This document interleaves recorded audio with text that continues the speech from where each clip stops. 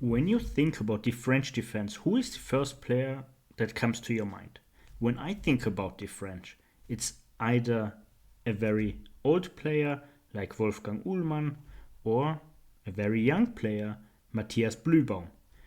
The German Grandmaster has a record of playing the French defense for a very long time and is an absolute expert in this line. And in this video, we are going to take a look at the new Junior World Chess Champion, Maurizzi, taking on Bluebaum's French defense. Don't miss this very exciting encounter and see how you possibly can overcome a very strong French expert. So white starts with first e4, black plays e6, d4, d5, and now white has a wide choice between knight c3, knight d2, or exchanging, or advancing, and maybe also some gambit lines, but we are not going to take a look at them. So e5 played, and this is the advanced variation, one of the rather critical lines.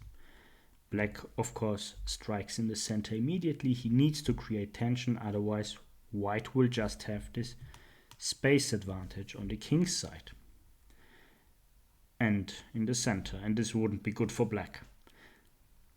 So c3, and black's entire point in this variation is that e5 costs a tempo and white also needs to protect the pawn. So black plays knight to c6.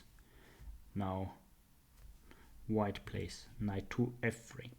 And here it's very important to mention that this bishop on f1 is a good bishop, while this bishop on c8 is a bad bishop. So what you don't want to do is play later a move like bishop b5 usually.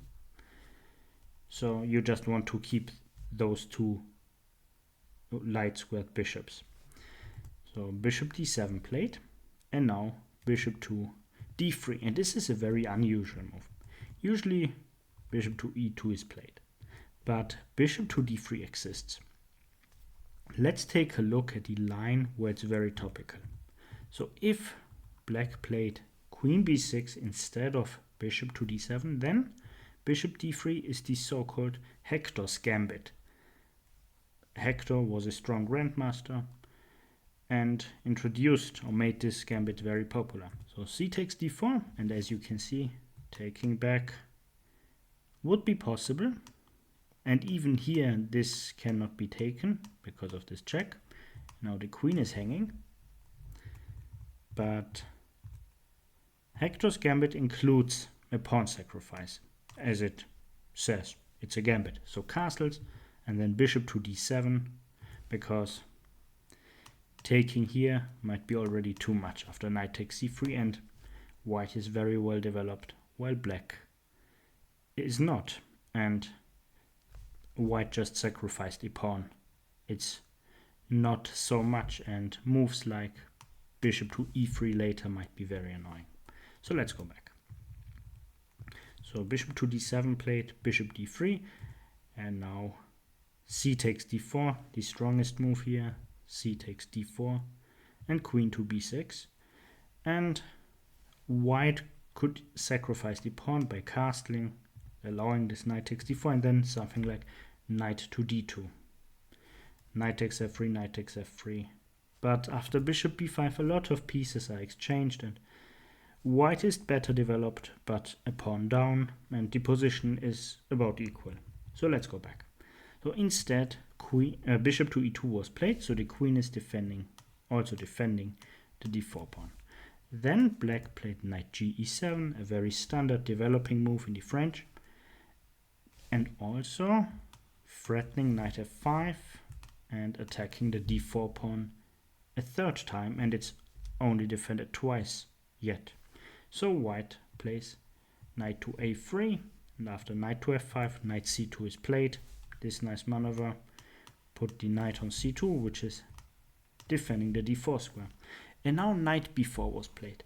And this is a move which I couldn't find in the Grandmaster database yet.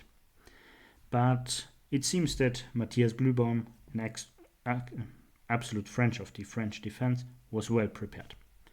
So knight b4 played, and white just took on b4, and bishop takes b4 check. And now the question is what to play, and white found a good solution, just king f1, claiming that the king is safe on f1. As long as you don't invite black to play f6 with tempo, everything is fine. So now is a very critical moment. What should black play? Well, in order to find the right plan, you have to watch out for white's idea. White would love to play g4, and then the knight would be forced to move away, and it has the e7 square. And the position should be fine. Another idea is to prevent g4. So instead of letting white play g4, just play something like h5, controlling this crucial g4 square. However, white should also know that he has some attacking chances. For example, after castling g4, and now knight to e7 just loses due to a3, bishop a5 and b4, and now the bishop is attacked and cannot be retreated. So this is not working. And after knight to h6, there's just h3, and the knight is out of the game for the moment. Let's say bishop b5, king g2. And this knight is a major headache. So let's go back and see what black actually played. Black played bishop to e7. And we've just discussed that either black needs the e7 square or prevents g4. But bishop e7 does none of that. And now white could have gone g4, which is slightly better for white already. Instead, white played a4, another excellent move. It also prevents moves like bishop to b5. So a5 played, and now white could have played g4 instead. The young grandmaster played g3, which is not very accurate. Black castled, which is also not very accurate. Moves like bishop b4 were called, and now the e7 square is again available for the knight. But instead, black castled and then followed g4, because white realized, maybe I should just go g4. And okay, white lost the tempo, but it's still very good for white, the position. So after knight h6 might follow h3, and the knight again is out of the game. Instead, Bluebaum opted for knight h4, then white exchanged the knights and played g5, a very typical idea.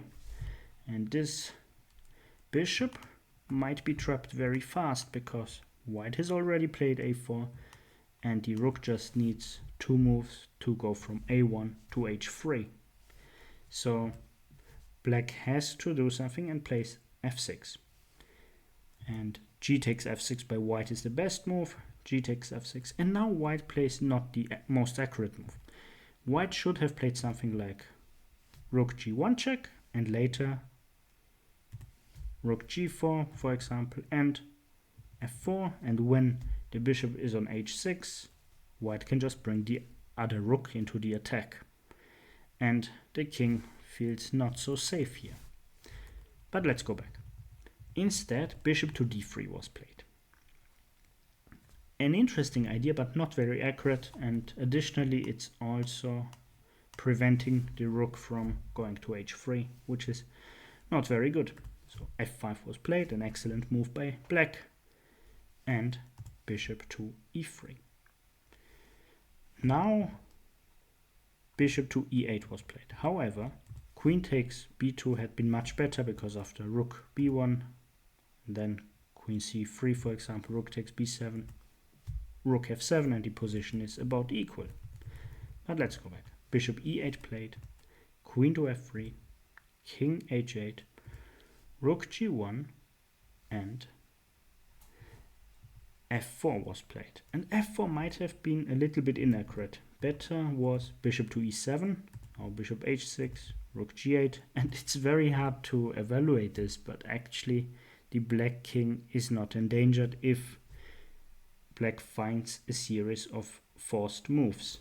For example, queen e3, king h8, bishop g5, queen d8, and after h4, bishop takes g5, queen takes g5, queen takes g5. The queens are exchanged and there's no danger for black anymore.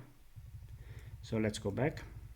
Because bishop e7 was not played. Instead f4 as mentioned.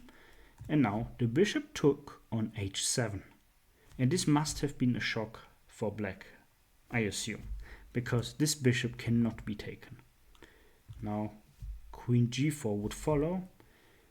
Not only attacking this bishop, but also threatening checkmate. So bishop to g3 had been the only option, and then queen h3 check, king g7, and now bishop takes f4 with the threat queen takes g3. And now this king feels again very unsafe. And it's just a matter of moves until black is checkmated. Let's go back. Instead, black should have played something like queen takes b2, and then rook b1, queen a3, queen g4, and white might be a little bit better here. The position is not very pleasant, the black's position, but it might be defendable from an objective point of view, but from a practical point of view it's very difficult. Instead, what black did was bishop b5 check, and this bishop doesn't need to be taken because white can just play king e1, sacrifice the bishop on e3. So pawn takes e3, and now queen h5. Now there are a lot of threats. Bishop takes f2, and now king to d1, e2 check, king d2, e1 queen check, rook takes e1, bishop takes e1, king takes e1, and there is no check here. And well, apart from rook f1, of course, check, then rook takes f1, bishop takes f1, and now white is being checkmated. Black is being checkmated, although white is a rook down. So bishop g6 check, king to g7, queen to h7 check, king f8, and queen to f7 checkmate. So a very beautiful game in the French, or against the French. If you want to see another brilliant game played by a French expert but from the white side, click on the game next to me by Georg Meyer. Very beautiful game, and see how he used the King's Indian attack. As always, I hope you liked this video and the game. If you want to support this channel, feel free to like this video or leave a subscription. See you. Bye.